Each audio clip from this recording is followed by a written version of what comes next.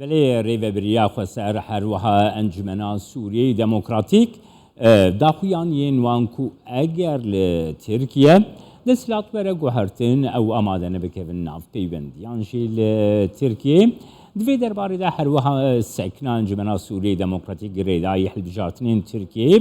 هوشنگ درویش نونری انجمنا سوریه دموکراتیک لحریم کردستانی جل سلیمانی میوانی منه سلاف بوته که هوشنگ که هوشنگ يعني دو هفته مانج بوي هالبجارتنين تركيا ريفا بريا خسر ما سيدجي ديارت كنكو اف هالبجارتن دكاري باندورا ويل سر روجاواي كردستاني جي هبا چي باندور دكاري هبا ككوشن بله شخو سلاو ريزشتر و شتاما شواني رجار جي بيقومان نقو بس خسرية انجمنا سوريا ديمقراط يعني قالك امکارم بیشن هزین هرمی و هزین نافچه و هزین ناف دولتی جی چاوه و براستی لبه هل بجاردنه جبر پیوستن ها پیوست حقیقت گنا رژیمی کی ترکیه به سر دسالات ترکیه او رژیمی او دسالات ترکیه ام بیشن يعني دسالات کی دموکراتی به دسالات کی آماده بجبو دانستانه دسالات کی گفتگو به خواندن کوی نه از بیجم هلویست کی وی نه جگلک پرزگری که نه بتایبت لسوریا گلک پرزگری که نافخویی ترکیه پرزگری که لی سوریا ده پرزگری که دروجلاتا ناوین بگشتی نافچه ده بگشتی حیال سر آست ناف دولتی جی اوانا همه يعني دوی خواندن کی نه بذهنیت کی نه لسر بنجهك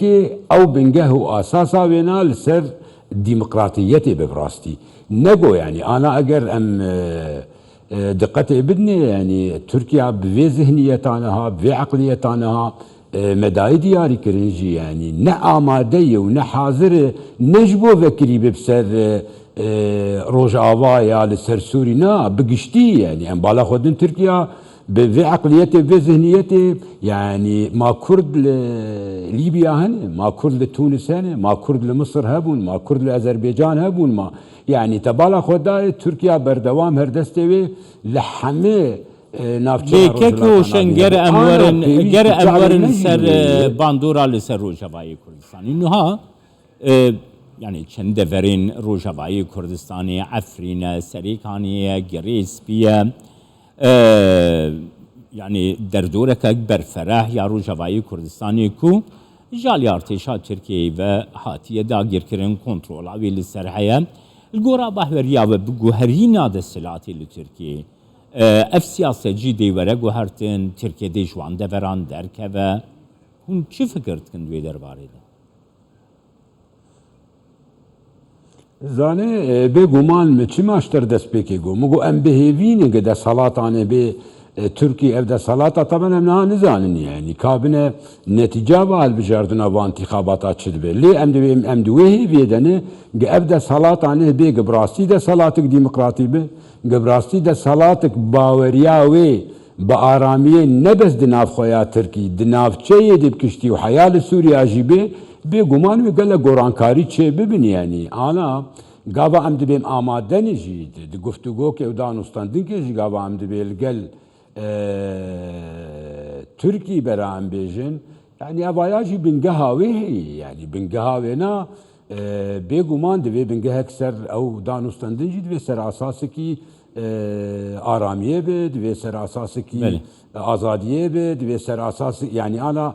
سرچه اساسی میدان استاندن که بکم يعني برای افجیم في راستیه جی بیجن يعني و چلو دان استاندنک به گنهان ترکیا و ام گش زانین يعني فروک وای به فروکان به فروک فروکوان لسر عزمان روجاوا هر سر باشوری کردستان جی ناسکنی يعني سرچه اساسی میدان استاندن که هوشنگ نها گر امروشان نها بگرنه دستا پالپشته بله که کوشنگر روشن هم بگرنه دستا مثلا ترکیه حول دیده کو پیوندی و خلق سوریا آسایی بکه یعنی دستلاتا نهایا ترکیه لی اپوزیسیونا ترکیه جی کلشتاروğlu بخواجی دبیجه دبیگرم ورنه دستلاتی ام دی پیوندی خلق البشار سد آسایی بکن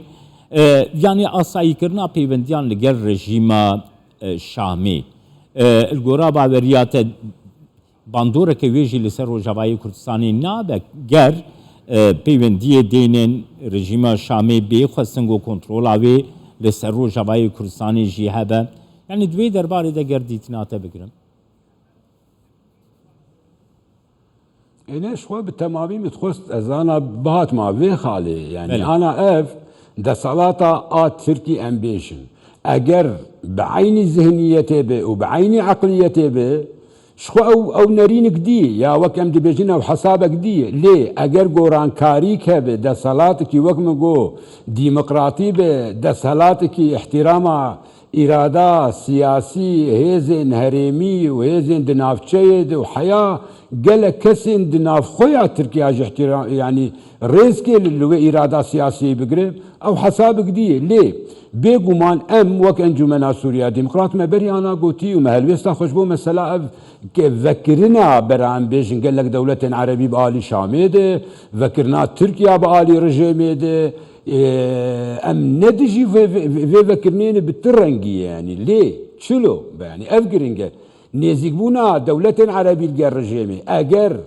نل سر مافن قلي سوري به نل سر مافن دس كفتني نها قلي سوري ودروجاواي كردستان باكرو رجلات سوري بيه قلنا سر خوينا قلي سوري به او تشكيدي يعني ام ندجي وين اجر ام نيزيقبون بري سوري ددب آلي چاره سر كل سياسي اگر ريفت كو دريفت كش بو اوقا پنابري سوري جناها بلابوني وگرن اگر ريفت كش بو خوين بسكن بيگومان ام جي بيرنه ام يعني تشتكي لفر زلال برا هم كزانه به پیوندیه ما ام تخوازن پیوندیه ما به ترکیه لسر آستاکی گل کی باش بنو نورمال بن ده صلاة سیاسی الجمع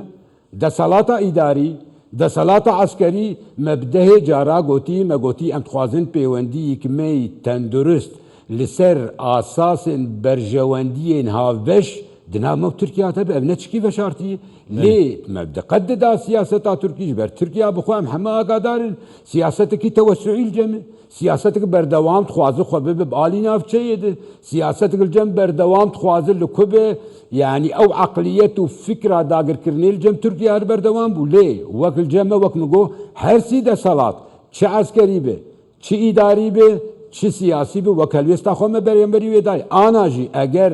د صلات کی منتخب وقت بیژن باوریاوی دموکراتیت دی و دوری وی عقلیه و دوری وی سیاستا وک آنا گب کارت برانبری روج آوا و باکرو روجلات سوری بگشتی و روجلات ناوین بگشتی بگومان ام خوازن باشترین پیوندی هر ای مجیل گلواه بن و هر ای رژیم مجیل گلواه بن لی از دیست بیجم او پیوندی و او نزیک بونجی و او فکر نابره ام بیجن هبه بنگهب جیرت بی بری حمدشتی وضع عفرینه دوی چاره سر ببه وضع گریس پی واکرو روش سرکانی دوی چاره سر ببه وضع ازاز و جرابل سیل جمع وک انجمنا سوریا دموکراتان بیجن دوی چاره سر ببه اویزن تندروی تیرولی بلابون دوا منطقه عفرین و غیر عفرین حرو ام دبینن دزیه دکن طالانیه دکن کشتنیه دکن حیاز زیتا زیتون آدسن یعنی تدبی چه وقت چتن دکن اوجی دوی ترکیب تمامی دستی خوش سر واهلی نی یعنی گلت تشتن پیشیاوی دوی زمینک به آوا کرن پشتی او زمین به آوام کرن مرو کار گاو نهر پیش بله سپاسیاتت کم که هوشنگ درویش سلیمانیل گلمم